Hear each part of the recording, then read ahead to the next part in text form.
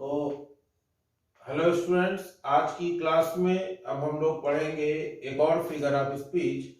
पिछले वीडियो में हम लोगों ने पढ़ा था कुछ खास फिगर्स ऑफ स्पीच और उसके कुछ हिस्से बाकी बचे थे जिन्हें आज हम इसमें कवर करने वाले हैं।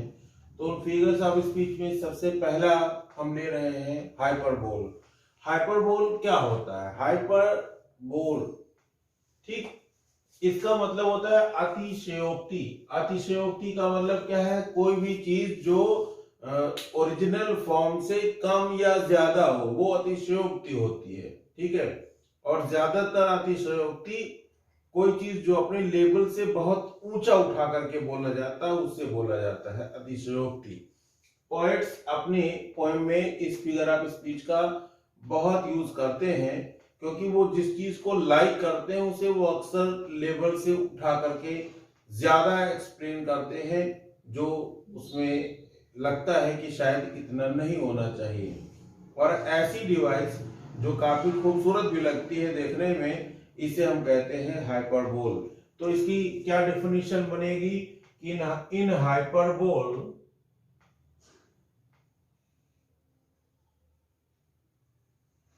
थिंग्स are represented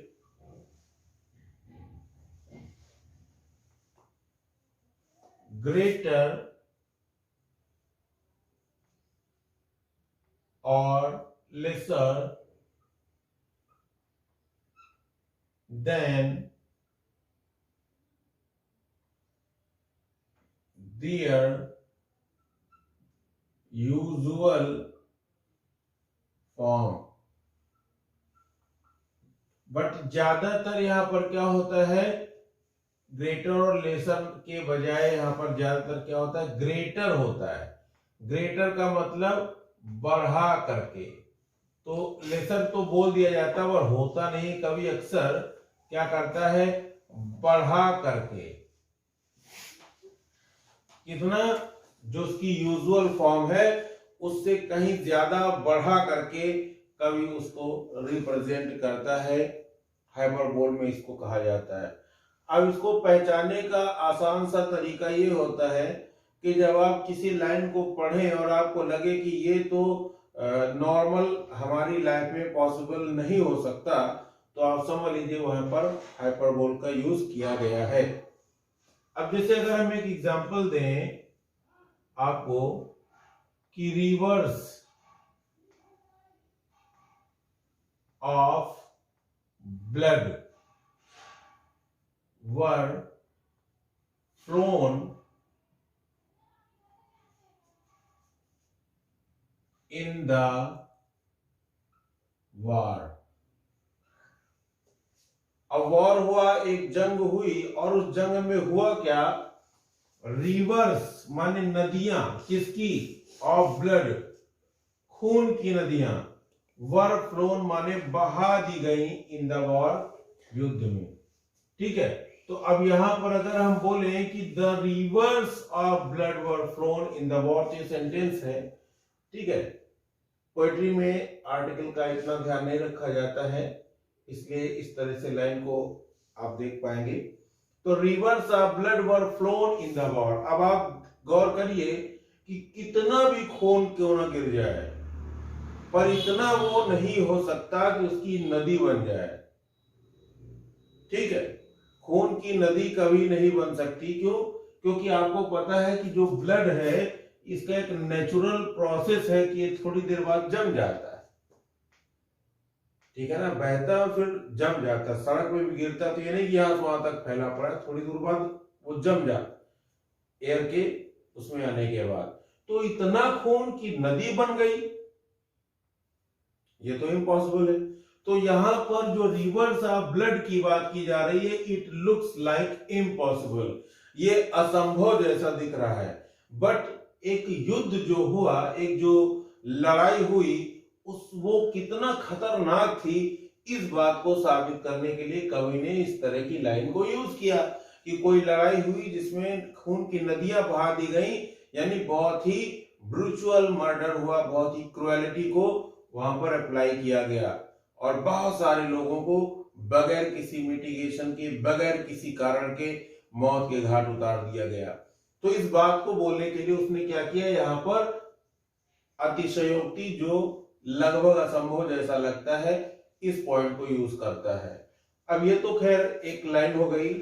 अब आपने विलियम वर्ड्सवर्थ की एक पोएम पढ़ी होगी, डैफोडिल्स। डैफोडिल्स में विलियम वर्ड्सवर्थ ने क्या कहा कि 10,000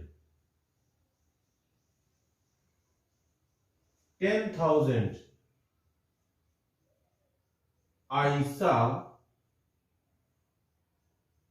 at a glance।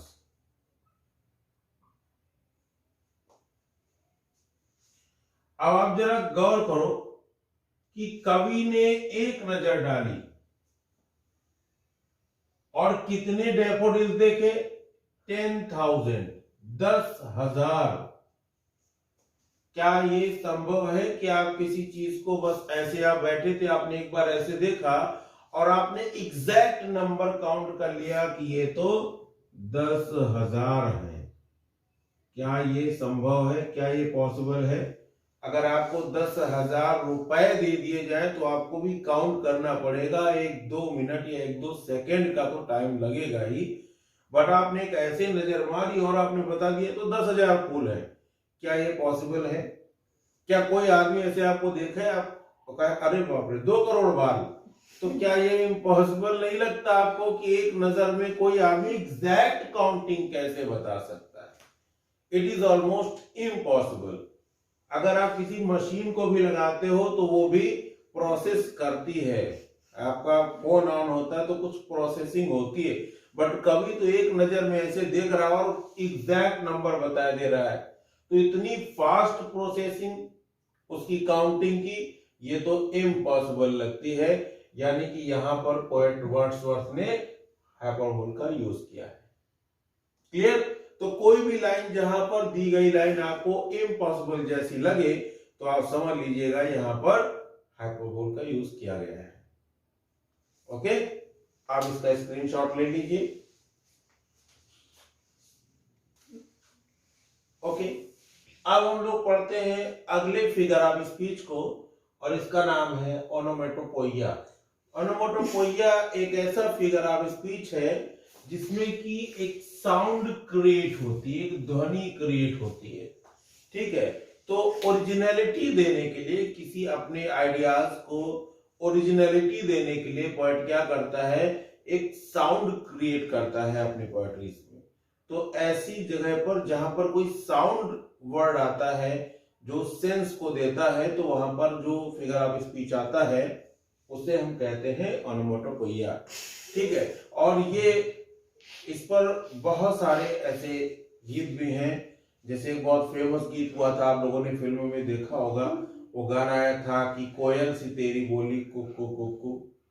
तो उसमें जो ये कू कू कू आ रहा है, तो ये कुकू एक्चुअली में क्या है, ये कू कू कू एक्चुअली जो कुकू होती है, जो कोयल होती है, उसके बोलने की स्टाइल है, एक तरीका है, एक मैनर है। जैसे डोर खोला तो चिर की आवाज आई, तो ये जो चिर की वॉइस है, थर्ड वॉइस है। ठीक है, जैसे आप लोगों ने एक पोएम पढ़ी होगी फ्रॉग एंड नाइटिंगेल, तो उसमें केओस केओस आस आस ये सब वर्ड यूज किए गए हैं। तो सच words actually creates original sounds of that particular subject. So there is this figure of speech onomatopoeia is used.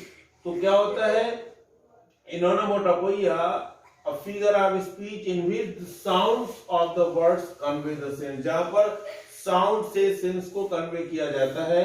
जैसे कि हमने यहाँ पर लिख दिया ऑलरेडी वीडियो का टाइम कम करने के लिए, जैसे चक चक चक, puff puff puff, ding dong, the little train rumbled. अब ये रम्बल्ड है, ओवर द ट्रैक्स। अब जो ट्रेन चलती है, आप लोगों ने गौर किया होगा ना, जब ट्रेन आती है तो उसके पहले जो उसकी रेल होती है, पटरियां जिसे आप बोलते हो, उनमें ची की आवाज आती है, रम्बलिंग वॉइस क्रिएट होती है। और जब आप ट्रेन पर बैठते हो तब भी आपको लगता है कि लोहा कहीं लड़ रहा है, टकरा रहा है, ड्रम जैसा बज रहा है। तो ये जो वॉइसेस है, रम्बल्ड उस वॉइस को सजेस्ट करता है। तो इस तरीके से यहाँ पर पता चल जाता है कि एक वॉइस क्रिएट हो रही है, ठीक है ना। जैसे हम लोग अपने बोलचाल में भी फिगर ऑफ स्पीच का बहुत यूज करते हैं, है ना, करते हैं ना। तो आप लोगों को इस विषय में पता होगा, जैसे कहेंगे फट से गिरे, अब जब वो गिरने पर उनके जो वॉइस आई फट, वो यहाँ पर यूज किया गया है। तो ऐसे यानी कि जब कोई सर्टेन वॉइस क्रिएट होती है तो आप समझ लो कि यहाँ पर ओनोमोटोपोइया है, जो एक वॉइस को क्रिएट करके एक आइडिया को हमारे दिमाग में जनरेट करता है, ठीक है ना। जैसे बर्तन है घर में, अगर आपके खट से होते हैं तो आपको अंदाजा तुरंत लग जाता है कि कोई बर्तन गिर गया है, ठीक है। तो इस तरीके से हम लोग इस फिगर ऑफ स्पीच को देखते हैं, और इसके बाद फिर आप इसको नोट कर लीजिए। So next figures of speech हम जिसकी बात करेंगे वो है मेटोनमी। मेटोनमी में क्या करते हैं, मेटोनमी में पूरे एक आइडिया को किसी एक चीज पर रख देते हैं, ठीक है, पूरे आइडिया को किसी एक पॉइंट पर रख देते हैं। क्या करते हैं, सब्स्टिट्यूट बनाते हैं। क्या, the name of one of the attributes, किसी एक गुण के नाम को सब्स्टिट्यूट बना देते हैं of a thing for the name of thing itself. यानी कि किसी चीज को देने के, किसी का पूरा नाम बताने के लिए, किसी पूरी चीज को डिस्क्राइब करने के बजाय वो किसी एक पॉइंट पर फोकस कर देते हैं। और मोस्टली आप इसको अगर आसान शब्दों में समझे तो आप ये कह सकते हैं कि किसी भी नॉन लिविंग थिंग को एक लिविंग क्रिएचर से इस तरीके से ऐड करते हैं कि वो उस चीज को डिनोट करने लगती है। क्लियर। अब जैसे यहां पर एक एग्जांपल देखो तो आपको और समझ में, जिसे कहा गया कि the pen is mightier than the sword. अब पेन का मतलब होता है कलम, अब कलम एक वस्तु है, माइटर देन द स्वॉर्ड, और स्वॉर्ड का मतलब होता है तलवार। अब तलवार भी एक वस्तु है। पेन क्या काम करती है, पेन लिखने का काम करती है। तो यहाँ पर ये जो पेन है, ये पेन किसके लिए है, कलम के लिए नहीं है, बल्कि उन लोगों के लिए है जो ये काम कर रहे हैं, यानी जो लिखने का काम करते हैं, यानी कि जो हमारे राइटर्स हैं, जो पोएट्स हैं।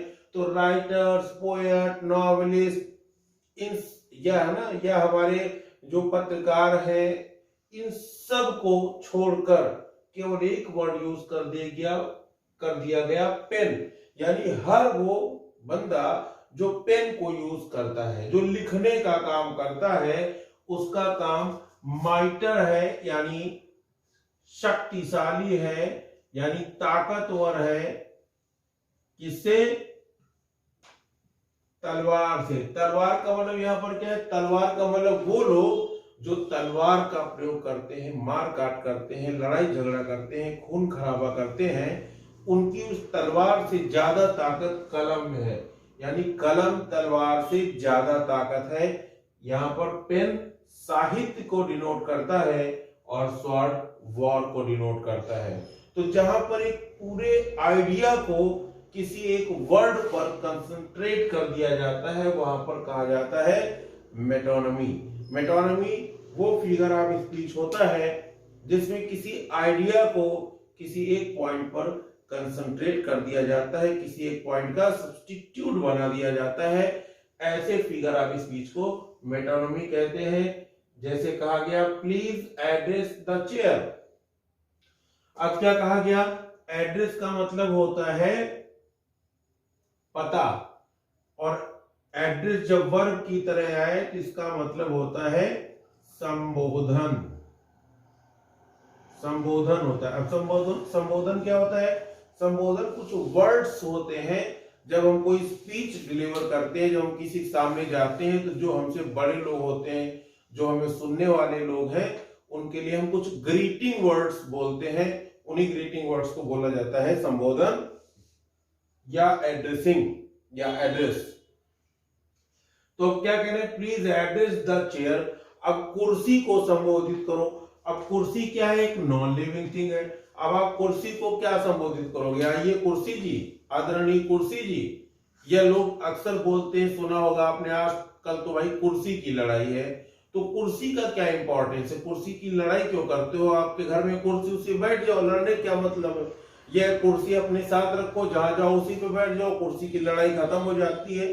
बट यहाँ कुर्सी एक्चुअली जो चेयर है वो एक्चुअली डिनोट करती है पोजीशन को, एक ऑफिशियल वैल्यू को, ठीक है ना, एक इंपॉर्टेंट डिजिग्नेशन को बताती है। तो एक बड़े एरिया को एक छोटे से नॉन लिविंग वर्ड के साथ कनेक्ट कर दिया गया है। Chair is substitute of chair person. जो चेयर पर्सन है माने वो व्यक्ति जो मुख्य व्यक्ति है, चेयर मैन, आप ये कह सकते हो, चेयर पर्सन बोल सकते हो। ये एक्चुअली ये चेयर उस चेयरमैन को डिनोट करती है। अब इसको और इजी तरीके से समझ लीजिए कि इसका यूज क्या है। इसका यूज ये है कि अब सपोज करिए आपके फादर किसी डिस्ट्रिक्ट के मजिस्ट्रेट हैं, ठीक है। अब अगर आपके फादर किसी जिले के डीएम हैं और आपको उस जिले के एक नागरिक के रूप में कोई भी लेटर देना है, कोई भी रिक्वेस्ट करनी है, कोई भी कंप्लेन करनी है, तो आप अपने फादर को नहीं दे रहे हो, बल्कि एक डीएम को दे रहे हो, एक ओहदे को दे रहे हो, पद को दे रहे हो, ठीक है। तो ये जो चेयर है ये एक ओहदा है, एक पद है, एक व्यक्ति नहीं है, बल्कि ये एक वस्तु है, एक जगह है। क्लियर? तो यहां पर एक आइडिया को किसी एक चीज पर कंसंट्रेट करते हैं, जो एक ब्रॉड एरिया है वो थोड़े से एरिया में कवर हो जाता है। तो मेटोनॉमी क्या है? जिसमें ब्रॉड सेंस को सब्स्टिट्यूट बनाकर एक वर्ड पर ट्रांसफर करके रख दिया जाता है। तो क्या हो रहा है यहाँ पर? पेन जो है वो स्वॉर्ड से ज्यादा ताकतवर है, यानी कि साहित्य युद्ध से कहीं ज्यादा ताकतवर है। लड़ाइयों से हम कोई इंप्रूवमेंट नहीं कर सकते, लेकिन पेन से, साहित्य से हम इंप्रूवमेंट कर सकते हैं, हम सुधार ला सकते हैं। मार के, लड़ाई करके, खून खराबा करके हम केवल दुश्मनी फैला सकते हैं, लेकिन कलम प्यार फैला सकता है, नफरत को खत्म कर सकता है। इसलिए पेन ज्यादा ताकतवर है तलवार से, यानी साहित्य ज्यादा श्रेष्ठ है लड़ाई झगड़े से। उसी तरीके से यहाँ पर चेयर का मतलब है जो हमारे चेयरपर्सन है, जो हमारे मुख्य अतिथि हैं, हम उनको एड्रेस कर रहे हैं, ना कि उस कुर्सी को। अगर चेयरमैन है ही नहीं तो क्या उस कुर्सी की हम आरती करेंगे, माला फूल लगाएंगे? नहीं, हम उस व्यक्ति का सम्मान कर रहे हैं जो उस ओहदे पर बैठा है, ठीक है। तो ये सिचुएशन आप देख रहे हैं, ऐसी सिचुएशन में क्या होता है? मेटोनॉमी का प्रयोग किया जाता है। चलिए अब हम देखते हैं अगले फिगर ऑफ स्पीच को।